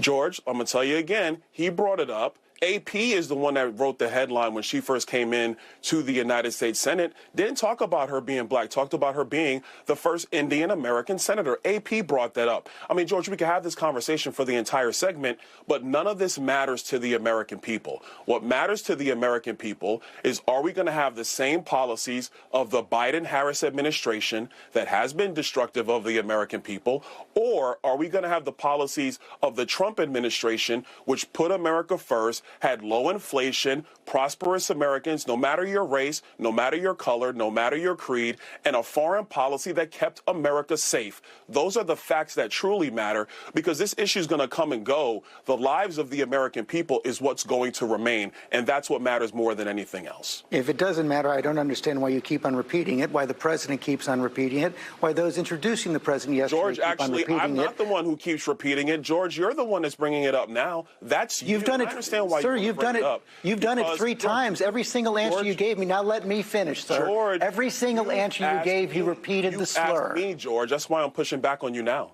George, you asked me the question 3 times. I responded, but I'm. And every single time you repeat the slur. That is exactly my point. You simply can't say that it's wrong. George, so then what you're saying, and I want to get off this topic because it's not the only thing that's going on. But George, now you're saying that AP is the one that slurred Kamala Harris, because those are the facts. You can go to the internet and look at the clips, George, if you want to, or we can talk about this now. I prefer to talk about the future of our country because the American people are struggling. The American people do need serious policy decisions to be made, and they need serious leadership on the world stage. Kamala Harris has not proven that she can do that. Donald J. Trump has proven that he can do that. AP did not say that Kamala Harris is not black. She is biracial. She is Indian. She is black. You continue to repeat the fact that you continue to repeat the slur. I don't understand why you and the president do it, but it's clear you're not going to say that it's wrong. And you've now established that for our audience. Trump also said at the convention that he would pardon January 6 rioters. Everybody look for themselves. Let's move on. I've already said that. Go ahead. On the internet, everybody. Let's move on. There we go. So, you go on and repeat the slurs again. Now, see, I didn't want to have to play all of that. But I wanted y'all to see for yourself what happens when you have these asshole MAGA black Republicans. I know black Republicans. I've known black Republicans for decades. And I know real black Republicans who are embarrassed by stepping fetchits like Byron Donalds. They are embarrassed by the minstrel show. They are embarrassed when people like him defend everything Trump does. If the late Chris Metzler was here, he would be blasting a Byron Donalds. When I think about other black Republicans over the decades, they shake their head when they see fools like that. Donalds would do anything to kiss Donald Trump's ass. And yes, Byron Donalds, on ABC this week, you look like Stephen from Django. You sounded like Stephen from Django. All you had to do, a black man married to a white woman with biracial kids, is say, Vice President Kamala Harris is biracial. She's black and she's Indian. All he had to say was, Trump shouldn't have went there. But see, when you got no guts, when you got no morals, no values, no principles, no ethics, when you've got no black consciousness, then you'll sit there and say that crap because maybe Byron Donalds, what you need is what we saw when y'all were trying to pick a Speaker of the House. Maybe you need them to pat you on the back of your head and say, good job, boy. That's the kind of stuff that I find to be despicable. You don't even have the decency to check that racist white man, because you would do and say anything to be in his good grace. And that, to me, is even more embarrassing. So when you walk your ass around Congressional Black Caucus Foundation, let's see if you have that same energy. Mark Thompson. Yeah. You know, like, looked up when you said step and fetch it. I wholeheartedly agree. And, you know, I don't mind name calling, but I'm going to refrain out of respect for your show. It's really incredible. This is 2024. who does not have biracial or multiracial relatives in their family today? Who doesn't? And what is J.V. Vance and his wife? What are they? What's going on there? So for people to keep repeating these slurs, for Byron Donalds to keep, you're right. I mean, he has a white wife. He's, I don't know whether they have children or not, but if they do, they are building a multiracial family. He mentioned something though, folks. So I want to bring this back home. He got biracial kids. That's right. That's what I thought. I wasn't sure. But I want to bring this back home, Lauren and Greg, too. And you all know this. Online, right now, you got black accounts. I put in air quotes because we don't always know who, I don't know why that's doing that. We don't always know who some of those people are. I did my thing. Because Mark, that's the new, Mark, that's the new iPhone feature. When you do that, it creates that celebration balloon effect. But go ahead. But I'm not on my iPhone, so I don't know why it's doing that. But anyway, I'm just trying to tell you that's what happens. I'll regroup. But listen, I'm gonna restart. But listen, let me just say this: on some of these accounts, social media, you have black folk questioning her identity as well. Okay, raising questions about who her parents were, whether her father is actually black, even though he's from Jamaica. There's even one popular account got millions of views with this dude saying that her father's not a real Jamaican, that he's actually Indian and from India himself. My camera's back up, control. He's actually from India himself, and he immigrated to Jamaica. I'm like, where y'all getting this stuff from? So there is this obsession with her, trying to other her. We got to cut that out. We really, really have to do that. Byron Donalds is a clown. We know that. And again, he's following the Trump script. This is the appeal to the lowest common denominator. And, I have to wonder how many of these so-called hillbillies, as J.V. Vance would call them, themselves, like he does, have a woman of color in their lives. Well, Lauren, here's the whole deal. And when he goes, a lot of there's a discussion on social media. I'm like, dude, you're a member of Congress. I mean, get a grip. So, I mean, again, all he's doing is just kissing Trump's ass at all turns. He doesn't even have the guts to say, he shouldn't have said it. This is not a conversation. My kids are biracial. Move on. Right. Yeah, well, he's not going to say that. He's never going to say that. The story of Byron Donalds and the saddest thing really about Byron Donalds is that he knows exactly what he's doing. It's completely intentional. It's not accidental. It's not because he's stupid. It's not because he doesn't know what he's doing. He knows exactly what he's doing.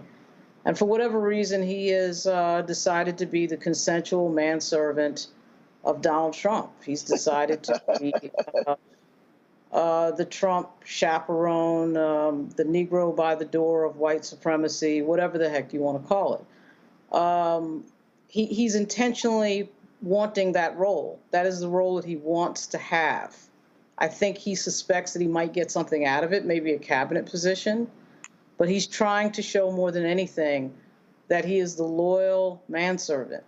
That is the role that Byron does. That's what we're watching in contemporary times. We're watching effectively an archetype from the 1800s.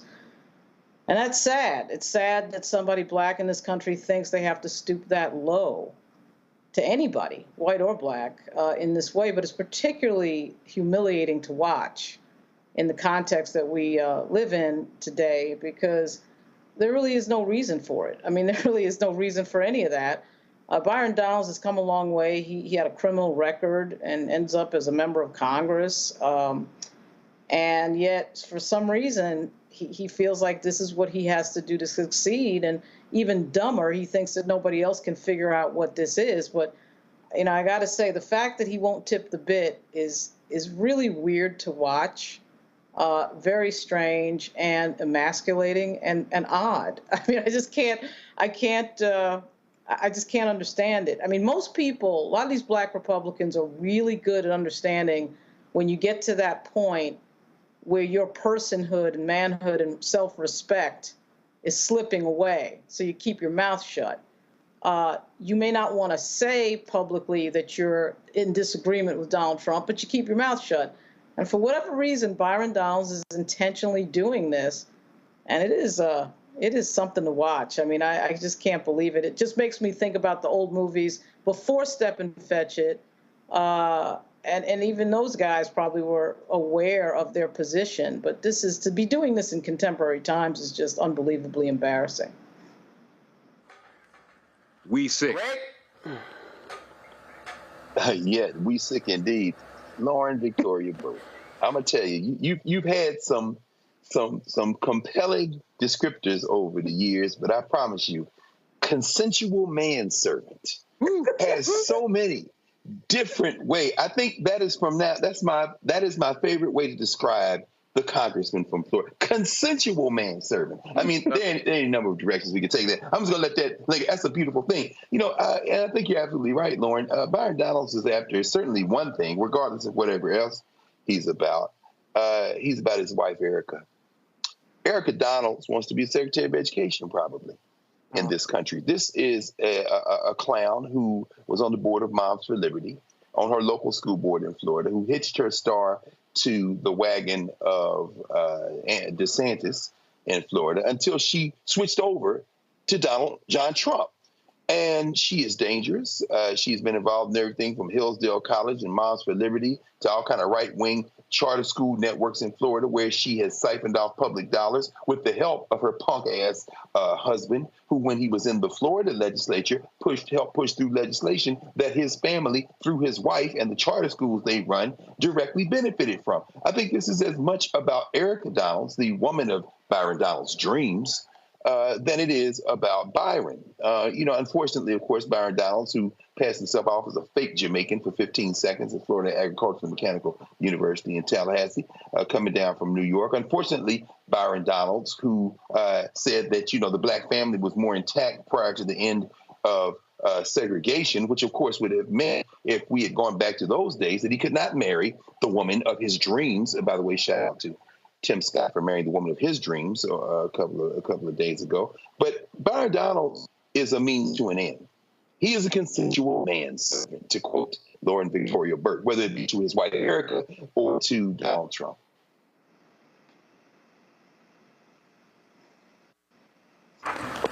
I just saw this here, and I'm done with Byron Donalds. But my God, Harold Ford Jr., can you please let the Memphis in you come back out? I just saw this, and, bro, what the hell happened to you? Y'all, watch this. I got white dudes for Harris right here, and I'm not going to put it on for one reason, I don't want to mess up my hair, but two, I'm not for Harris, so I'm going to give it to you. A white dude for Harris. You are white, right? You're white. So I'll give it to my father-in-law. Okay. You wear that. You wear that, Harold. I give this as a gift. Thank you. And you put it on your beautiful head. I appreciate that. Red, white. You won't wear it, so you're not a Harris supporter. I am. You're not going to mess up your hair. Look at it. I'm a huge. Come on, Harold. Put the hat on. Joining us now is University President Dr. J.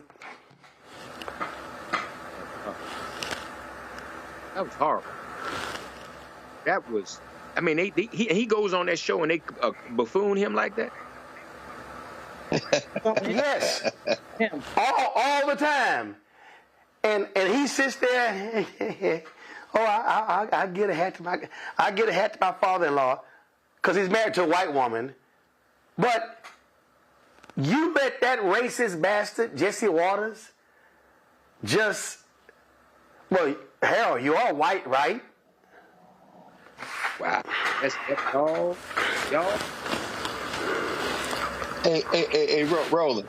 Now, listen, it would take Mark It would take Mark. You might have to walk Roland through the history of the Ford family in West Tennessee, particularly Memphis, and how this is so on brand for a junior, and so to speak, after his father, who was a congressman for many years coming out of Memphis, the Ford family, passed the baton to him by Mark. What was it? I'm trying to remember.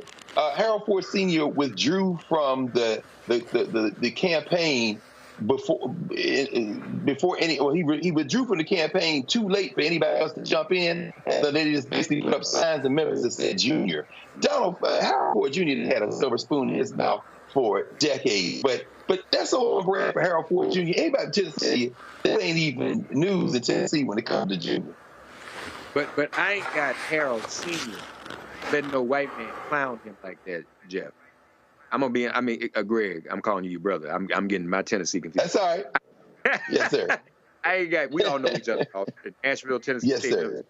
Yes, sir. I don't have Harold Sr. letting himself be clowned like that. That is embarrassing and disgraceful. Oh, I agree with you. You're right. Harold on that show no more. He really, really doesn't need to do that.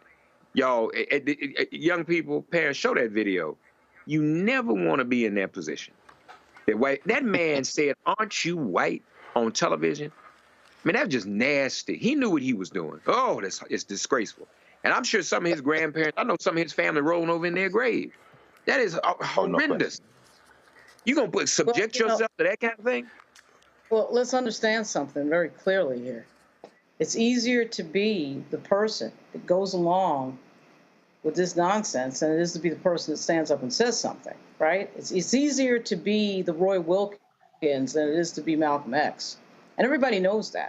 To sit there and get your little check from Fox News and get clowned is easier, and to keep your mouth shut, it's easier than to say something live on the air, which is what he should have done. I'm sure we're going to hear some story later about how he confronted Jesse Walters in the back. Well, why not do it on the air?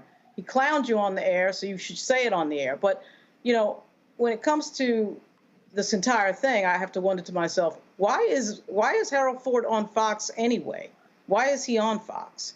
Forget about today's event. Why is he on Fox News? Well, you got to remember, there was some allegation. Remember, he was on MSNBC, Morning Joe a lot. Was some allegation with, I guess, with one of the Wall Street banks he works with, and then it took him off the air, and then they didn't renew his deal, and so then he goes to Fox. But it's like, bruh, have some black consciousness. You let no man just sit here, especially when you know that Jesse Waters is a racist asshole. Right. I mean, but you gonna sit here as you kick in. I'll give it to my father-in-law. Man, okay. Anyway, let me just go ahead. Let me thank Greg from Egypt. Let me, cause see, I ain't even. Don't let me have to get some text messages from my dad like, you gonna cuss that much? Yo, between Byron Downs and Harold Ford Jr., I'm about to be cussing dark-skinned and light-skinned dudes out tonight. So, Greg, Lauren, Mark, I'm just letting y'all know. I appreciate it. Thanks so much for joining us on today's panel. Hey, folks, our National Urban League in New Orleans had a fantastic conversation with Master P about African-American entrepreneurs. Here's that conversation. Folks, we're here in Master P. You've been honored by the National Urban League here in your city. How's it feel? It's amazing feeling.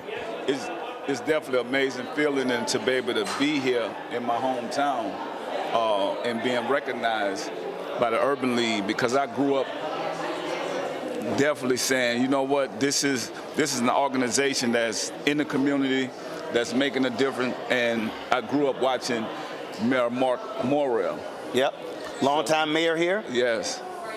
Daddy was mayor here? Yes. All that? Yes. Man, one of the things what I really, really love what you're doing, what you've always done, what you're really doing now, trying to get our folks to understand that we don't have to be the show and not the business. Yes, yes. Well, you know, I think our people get caught up. I tell them product outweighs talent. And also, we don't think like owners. We always think like, I want to be this player on this team. I want to be in this movie. What about creating? And a black woman in L.A., Stevie Wonder's radio station. Yes. I went on the air. She worked like in sales or whatever. And I go, she said, Mr. Martin, good to meet you. She had a picture on the wall. Yeah. She said, that's my first rounder. And I went, I'm sorry. She said, that's my baby. It's my first rounder. Yeah. And I said, sister, don't ever do that. Yeah. And she went, what do you mean? You should be saying he's going to be the owner of the team. Yes. Bro, she started crying. Yeah. She said, nobody has ever said that. I said, baby, the owner got more money than the first rounder. I tell people all the time, right? When you look at the NBA game, who get the trophy first? But say it again. Who get the trophy first? The owner. And so we have to deprogram our minds, because even the celebrities, like I do a thing now, Master P Masterclass, where these celebrities get mad when you talk about the truth. They quick to just take 10% of something, which it might be a large amount, but imagine how we're going to bridge the wealth gap with one of us getting 10%. And the other one get 90. That's what they get 90. Think about it. Right. And so I want to deprogram our minds to saying that it's okay, that's good, but if we use their picture. So think about this, right? Famous Amos. He had to sell, he was forced to sell his company for $1 million. Yep. Somebody brought that company from him for $51 million after he sold it. Right. He didn't sell it for $1, they bought it from somebody else for $51. Yes, and then that person sold it for $1.6 billion. So we don't understand the importance of ownership. So $1.6 billion, nobody went back and gave that man nothing, because his face, name, and likeness is on that product. They didn't change it. They didn't change the ingredients. But I have one more question for our culture. Why you only brought a little of that product when it was owned by Famous Amos? But how come we spent $1.6 billion supporting this? And you know what? If Famous Amos would have still owned that product, you know what our people would have said? They have sugar in it. Wait, it's a cookie. No, let's be honest. It's a cookie. But you okay with them selling us a cookie that's worth $1.6 billion? Right. But we can't do that, because we're going to find some kind of problem with it. And so for me, as I grew and got better, I got into the healthier foods products, right? So I got Miller Family Foods now. Yeah, let me show you this. So see, branding. Yeah, marketing, you got to know this. Miller Family Foods. How come we can't be the next Kellogg's? Right. Think about it. So here, it's as healthy. somebody who travels, so in my Sprinter, I'll have Quaker Oats oatmeal. Yes. What you're saying is, why not have Miller Family Foods oatmeal? Right. Think about it. And think about, we're putting money back into the community and the culture. We educating our people. Right. And I want our people to know that we can do this. I literally was on a call today with a brother, Todd Brown, Urban Edge Networks, and we work with Black Media. Yeah.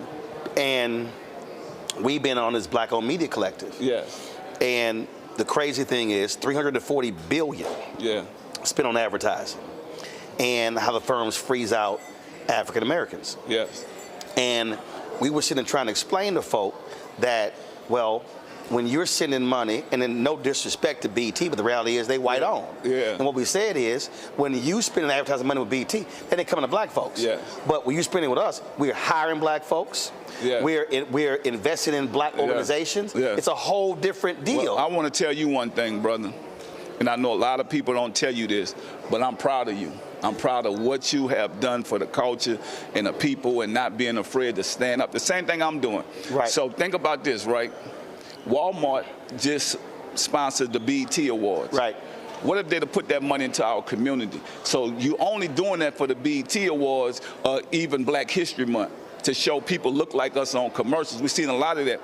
But I'm suing Walmart because when I put my other cereal out, they hid it in the back of the stores. And so they didn't want me to compete with these major companies. And General Mills, Kellogg's, all of them. So think about this, right? I went sit down with their CEO of their company, and 2 brothers and sisters that look like us. They sit me in this room and they told me, Mr. Miller, I love what you're doing. We're going to make all these changes for our culture and our people. We about diversity. Man, when I left out that office, I realized that those people didn't mean nothing. That was just going by what they have to do. This everyday business for them. Right. Do you know how many thousands of people had to hit me up now saying they done me the same thing, but they have no verse? Right. So that's why my fight is for economic freedom for our people, for the people that don't have no verse. And this is also, this is because I try to do this on my show, educating our people. Yes. When I go talk about BET, when we talked about owning. Yes. When Bob and Sheila Johnson owned BET. Yes. It's in Brett Pulley's book, A $1 Billion Bet. Yeah. BET was getting $1,500 yes. for the same ad that MTV was getting $8,000. Yeah. Now, if Bob Johnson and Sheila had gotten fair market value, they could have sold yes. 1/3 of BET for the same $2.8 billion and still own yes. 2/3 but guess of what, it. Though? What you saying, our people don't want to hear that. Our people going to say, well, why he saying this now to them? Let's be honest, but you're saying let's educate our every day. Every day. We're not taking shots at them. No. We saying, look at what your worth is. Wait a minute. When the white guys, it's in the book, Mel Karmazin and Summer Redstone went, wait a minute, they getting $1,500, yeah. MTV getting $8,000, they went, we gonna get $8,000. I'm gonna tell y'all what we have to do. We have to educate the ones that want to be educated, because everybody don't want this. Most people just want the little check. Right. And so what I was trying to do, even the lady that created Patty Pies, she was a Walmart executive, a black lady. Right. But she don't work there no more. So I'm saying you got to know your worth and your value. Yep. Why is you not working there no more when you helped create one of the biggest brands in the world? And then the guy that made it go viral, James, Walmart promised him all these deals, and I'm saying, how come it's 10 years later, we can't sit around and wait for these people? They're not gonna, we need to do for us. Right. And my thing is, for me, as a businessman, this fight is not about me. This is about our culture and our people, and I'm going to fight for the ones that have no verse. We got to hold them to their word. Yeah. And even the employees that work for them that got great jobs, I'm saying you can lose that job anytime. You got to do what's right. I'm letting God lead me on this journey. This is a real David and God. Because some people say, well, Pete, you going to fight them by yourself? I say, yeah, I'm going to fight them by myself till my people wake up and want to join the movement and fight with me. Well, it's interesting because I gave the MLK Day speech at Walmart in Bentonville. Yes. CEO was there, went to the whole company. Yes. We've been trying. This show will be 6 years old on September 4th. Not one time has Walmart invested and advertised on this show. Yeah, well, guess and we do 15. But guess what? And they don't realize you are the verse of our culture. And that's what they don't understand. The only black daily news show in America. And it's real. But guess what, though? We got to keep letting our people know the truth, because the truth hurt. Yep. And we're going to give them the truth, the ones that want to, that stand up with us and fight and do what we got to do. Because think about it, we just lost another black woman. You know why we lost this black woman? Because of economic empowerment. Because think about it, if we were the sister in Springfield who got shot and killed? Yes. Massey? Yes. Sonia Massey, man. Rest in peace, and my prayers go out to her and her family. Yep. But I'm saying we got to stop this senseless crime that's happening to us, because we have no power, because we have no revenue. And so we have to change that. I told Ben Crump, we have to get out here and educate our people and let them know about real economics. That's why on this show we do it every day. Yeah. And the cats hitting me and they like, man, why you keep harping on that? I said, because if you don't understand, I said, this is the whole deal. When you go to D.C., you got the White House. Yeah. There's only one federal agency that shares along with the White House, Treasury. Yes. White House power, Treasury's money. Yes. Power, money, money, power. Yeah. That's America. Well, you know what? I'm going to tell y'all right now. We educating our culture. We're going to keep doing it. And I tell people all the time, right? If we could invest 20 to life committing crimes, going to prison, how come we can't invest 4 years going to college, educating our people? And I tell people all the time, right? We throw parties. We give money to these people that commit crimes. We call them our homies. And the ones that go to college, we call them squares. We have to change that whole mindset. And I don't care if they don't like it, because I have family members incarcerated and everything, but I would rather give my money to a kid going to college than us keep going back to the penitentiary. And so I want to change that mindset. I want us to grow. And it's not a shot to nobody because some people might be in there innocent. So I ain't saying the innocent people. I'm saying the ones that ain't innocent. Let's be honest. Because you do have some good people that get caught up. So I'm not talking about them. I'm talking about the ones that really destroying the community because they're going to be ones come on while me and you saying this. Well, man, they saying P only saying that because he rich. No, I was poor before. I wanted more out of life. So don't say that I'm rich. Because I'm not rich, I'm wealthy. I could lose it any time and get it back. You know, it's just like oatmeal, just add water. There you go. Just add water, I can get it back. I know how to make money. Roland, I know how to make money. And I know how to do it the right way. So I tell you all the time, when I got that oatmeal, the police pulled me over, what you got? I got oatmeal. Officer, you want some? They let me go. I ain't got to hide. I ain't got to look over my shoulder. And that's what I want to teach my people. That's the way we survive. Well, what I keep saying is we got to have black-owned media. Yes. That way we're not asking permission. Yes. When the cats call me, they say, man, is it possible? I'm like, yeah. They go, but they start looking around and said, oh, no, I don't have to call anybody. Yes. I said, because there are no meetings where I work. Yes. I either say yes or no. Well, you know what? And anybody watching this is why y'all should be supporting this brother. And every chance I get, I'm going to support him because we stronger together. Think about it. Like, we don't have a verse if we don't have media. That's it. Because they can say anything about media for a reason. And you know, think about it. They are going to beat us down. They do the same thing to Jesus Christ. When you're trying to do the right thing, they are going to be on you. They're going to hate you. But I feel like whatever they do, in the end, God will turn it into good because we're doing the right thing. That's it. Well, brother, this is awesome. I didn't even know. Yes. I'm glad I do. And again, I eat oatmeal. Yes. I'm one of the brothers who like oatmeal. And so by being able to buy a black product, we have, and every Tuesday, I have a segment on my show called Marketplace, where I specifically feature black-owned businesses. And I hate to say this, but I can count on one hand how many of those black-owned businesses that have sold thousands of dollars of products that come on my show never sent a check back. Wow. Not even $50. And I don't charge them for the segment. You ain't looking for that. But that's, again, we talk about how we have to change the mindset so to think support. about this, right? When we talk about being scary, our people scary because when you look at, even we talk about a company like Walmart, right? We're afraid to even talk about that. Absolutely. And so when you look at that company, how many black billionaires have they created off a product? Let's be honest. How many? I just want to know. Come on. And then we get it. You're going to give us a little space, a couple $1 million in the hair care product. What are that going to do for our or fun black events, buy tables, sponsorship. Yes. But you're making But we got to tell them that you are not, because we spend trillions of dollars as black people. We spend at least $1 trillion. 1.6. That's what I'm saying. So think about this. They know our buying power. Yep. So how come you don't help us grow? Build capacity. Yes. How come you don't help us grow to create financial freedom? Yep. Especially the ones that are creating products and brands, because that's what we are doing. Yep. And my thing is to anybody out there that has been mistreated, lost money, that have all these products, that, you know, they tell you we're going to pick your products up, and then they don't take it. So now people, I know so many people that hit me up that got products sitting in their garage that they thought they was going to get this big deal from this company. But you know what? They keep beating us because we're afraid. One thing about Martin Luther King, he fought for our civil rights.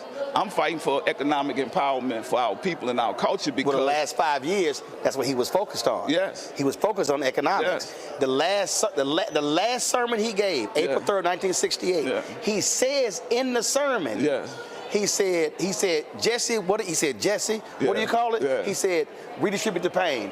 He named 5 companies that we should boycott. He said, we don't want to throw a Molotov cocktail, no fights. He said, we just got to withdraw our money. If they not supporting us, we shouldn't support them. Wow. That's his last sermon. And so let me tell y'all this, right? Now we have phones, we got the internet, we could actually track this stuff. We got to stop being scared and do the right thing. And I'm telling any brothers and sisters out there that really want to make it, right? This might not work for me, Roland. Right. I want this for people after me to be able to eat. So this is not even a fight for me. So I don't care what they think or what they think about us. Yeah, man, Master P come from the music industry. You're not going to remember me from the music industry. You're going to remember me from this, creating products and brands and owning. When you talk about Miller Family Food, because a lot of these companies, that's their last names. We don't even have none of those. Think about it. Come on. We think Gucci is just a fly name. That's a family name. That's a family name. We're creating family names. Abercrombie and Fitch. Yes. And so we're going to change that. We're going to change that. We're going to change that and show our culture and our people that we can change this and grow it. And do it. And if it take 100 years from now and we ain't here, it's going to happen because that video's still going to be around. Yes, and we sparked this plug. Yep. So every engine has a spark plug, and I'm gonna tell you, I don't know how some of those CEOs and those employees of these companies could sleep, because they talk all this diversity and helping us, and then go right back to just getting their check and forget about us, forget about the other people. And so I'm saying, y'all take that check.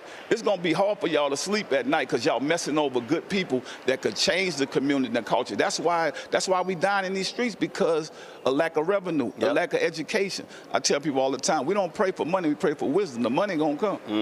And so, well, brother, look, you're more than welcome to come on the show anytime. Again, I ain't gotta ask nobody, so we can talk as long as we want to. Yeah, no, but you know what? This is a blessing that, and people say, P, why you had to do what you had to do? I say, this $1 billion lawsuit had to be done because they don't respect our people. They respect me. Right. They just trying to quiet me and P just chilling. No, we ain't quiet enough, because we got thousands of people y'all have messed over. You know how many billionaires we could have created? Think about it. Kellogg's, General Mills, all those companies got the opportunity to put their products in. We got to go link up with somebody to even get distribution. And so I want to change that mindset and say, this is the 21st century. Let's do right for our people. Like, do right by us if you want some of that $1 trillion. There you go.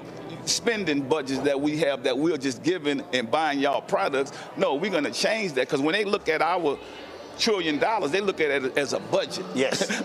I'm going to get these people money, and we've been building their brands. So think about it. Every time. People that look like us, that's who going to Walmart. That's who going to these stores. We are building these brands, and we're afraid to do that for us. And all we got to do is create our own products and brands, but we need distribution from them. It's going to be time for us to start creating some of this stuff. That's it. Well, look, you keep swinging. Yes, sir. I'm going to keep doing this thing. Like I told you before, the value we have, I ain't renting these cameras. I own them. So we ain't got to ask nobody. And I got a slingshot. I'm ready for the giant. Oh, well, I ain't got a problem hitting nobody. But we're going to do it the right way. The corporate way, because I want them to see that we are smarter, we're wiser now. It ain't just about music. You know what I'm saying? Because everybody have a past. But you're going to see that we are grown up, and we're going to make a difference. And we're going to let God lead us on the journey. So we're ready. We're ready for this fight. Man, you keep doing it. We're going to keep doing it. And again, anytime you need to share it, all you got to do is hit me up. Yes, sir. I appreciate it, brother. Yes, sir. Appreciate it. All right.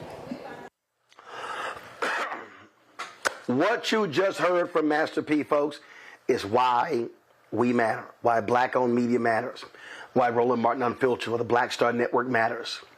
And you hear me talking about this here, and what the close the show out. But I'm telling y'all, I wasn't lying there. We have met. Publicis is the agency for Walmart. We have met with them. We've sent proposals. We've done all sort of stuff. Talked to the Walmart people. Zero. Not one dime. Not one penny. And we cover the issues. Well, it ain't just Walmart. It's a whole slew of companies who've been running. PepsiCo embroiled in a lawsuit right now with Urban Edge Network. And a PepsiCo executive referred to HBCU dancers and cheerleaders as hoes, as strippers. Y'all think I'm lying. I ain't lying. I need y'all to understand what they're saying out here. In fact, there was a sister. She actually posted one of the text messages of the PepsiCo executive. See, I now know why PepsiCo canceled the meeting I had with them in January.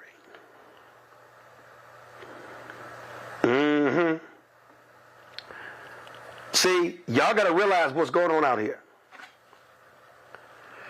And if we don't have our own media covering our stuff, speaking to our issues, who's going to do it? Who's going to do it?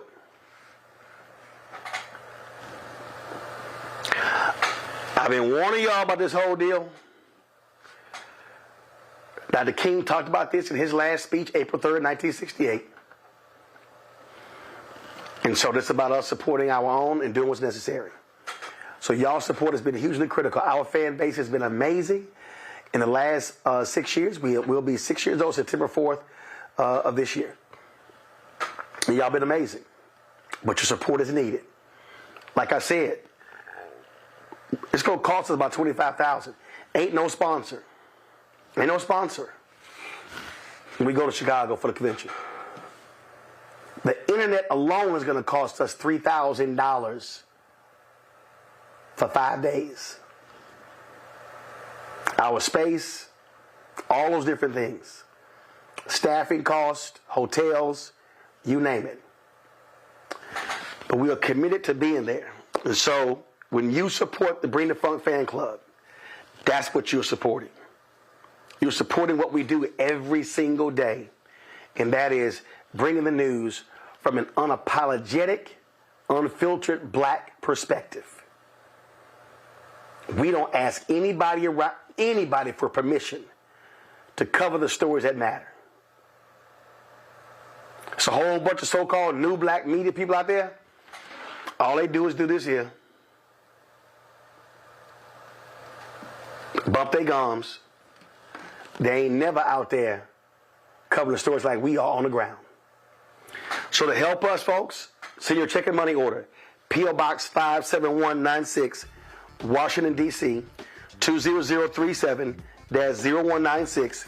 Cash App, $RM Unfiltered. PayPal, R Martin Unfiltered.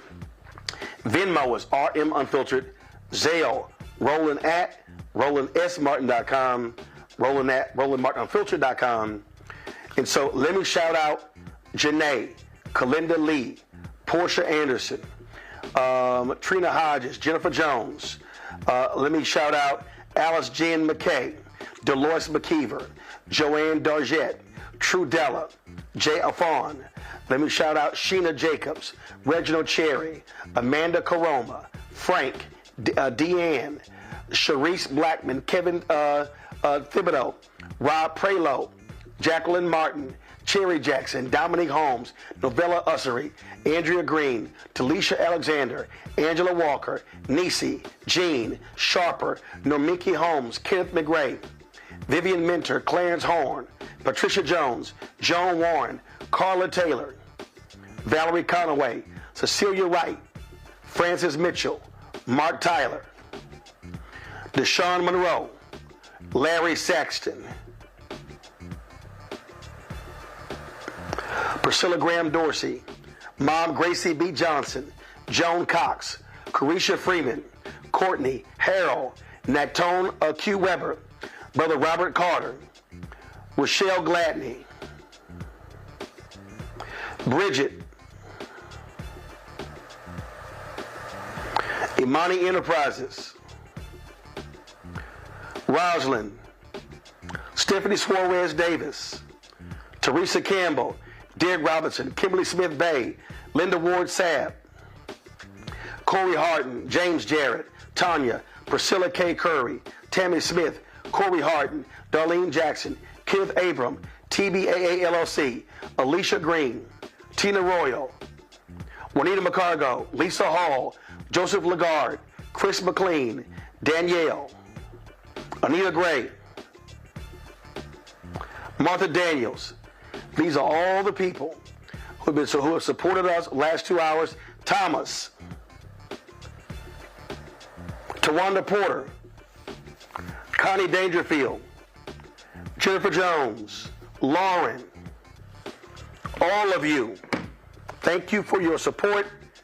We are doing the work, putting in the time, and giving you what nobody in black-owned media is doing, what nobody in mainstream media is doing.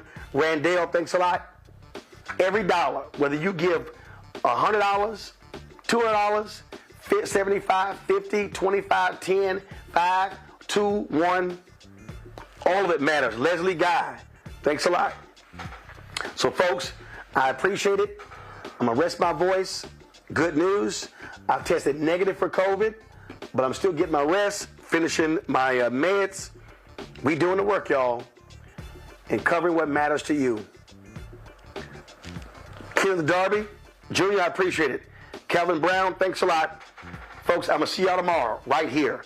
Roland Martin Unfiltered on the Black Star Network. Holla! Black Star Network is here. Oh, no punch! I'm real revolutionary right now. Thank you for being the voice of Black America. All momentum we have now, we have to keep this going. The video looks phenomenal. See, there's a difference between Black Star Network and black-owned media and something like CNN. You can't be black-owned media and be scared. It's time to be smart. Bring your eyeballs home. You dig?